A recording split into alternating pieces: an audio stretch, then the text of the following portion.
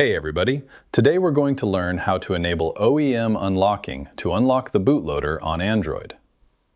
First, open the Settings app. Scroll all the way to the bottom of the index list and tap directly on About Phone.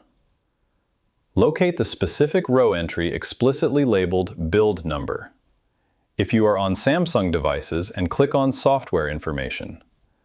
Tap continuously on build number 7 times in rapid succession until a toast notification appears stating that you are now a developer. If prompted, enter your secure lock screen PIN or passcode to confirm the privilege elevation state change. Navigate back out to the main settings menu panel layer and tap directly on System, or if you are using Samsung phone, click on General Management. Inside, look for the configuration row option labeled Developer Options and tap on it. Scroll down the developer configuration list to locate the specific section option labeled OEM Unlocking.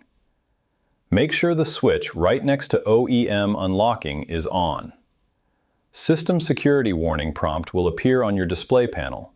Tap on Enable and enter your device passcode one last time to authorize the bootloader unlock permission layout. And that's it.